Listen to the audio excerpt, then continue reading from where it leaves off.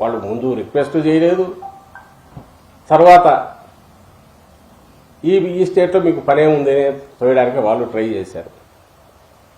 ఇక్కడ ముఖ్యమంత్రి, తెలంగాణలో ముఖ్యమంత్రి అయిన రేవంత్ రెడ్డి ఇక్కడ ఆమెకు అవకాశం లేదు పొమ్మంటే ఇక్కడి నుంచి ఆంధ్రప్రదేశ్ నేను ఉపయోగించుకుంటాను చంద్రబాబు తెచ్చుకున్నట్టు కనపడుతుంది. అక్కడి నుంచి ఇక్కడికి వచ్చిన తర్వాత ఈరోజు రావడమే ఈ 10 ఏళ్లలో ఏం జరిగిందని క్వశ్చన్ వేయడంతో పాటు జగన్ రెడ్డి అనడం, నియంత అనడం, భాష ఇవన్నీ చూస్తుంటే నిజంగానే ఆశ్చర్యం వస్తుంది.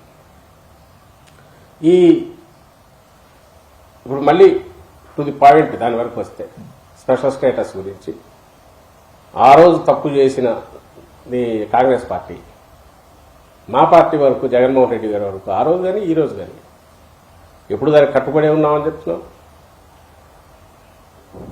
పోరాటం ఏ పద్ధతిలో చేయాలనో చేయడంతో పాటు సెంటర్లో ప్రెజర్ పెట్టగలిగిన సంఖ్యలో లేదా సెంటర్ ఇక్కడ డిపెండ్ కాగలిగిన కాక తప్పని పరిస్థితి ఉంటే అప్పుడు మాత్రమే ఇది సాధ్యమయ్యేది. అంతవరకు దాన్ని సజీవంగా ఉంచే ఆ డిమాండ్ ఎప్పటికప్పుడు దాన్ని లేవనెత్తుతూ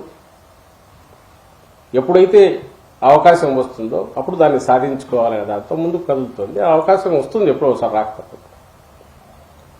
ఆ కమిట్మెంట్ ఉండబట్టే జగన్మోహన్ రెడ్డి గారు ప్రధానమంత్రి తన పక్కన ఉన్నప్పుడు ఆ మీటింగ్లో కూడా ఆ మధ్య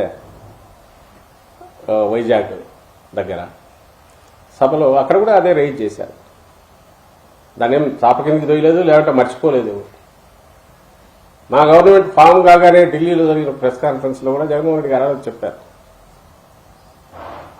మోడీ గారికి బీజేపీకి ఫుల్ మెజారిటీ రావడం అనేది మా మీద ఆధారపడే అవసరం లేకపోవడం అనేది ఈ పరిస్థితికి కారణమవుతుంది. ఎవరైనా అక్కడ ఉండి ఆధారపడాల్సి వస్తే అప్పుడు అడిగి చేయించుకోవడము, ఒత్తిడి తీసుకురావడం కుదురుతుంది. ఖచ్చితంగా ఎప్పుడో ఒకసారి దాన్ని సజీవంగా ఉంచుదాం, సాధించుకుందాం అనేది ఆ రోజు చెప్పారు, ఇప్పుడు చెప్తున్నాం.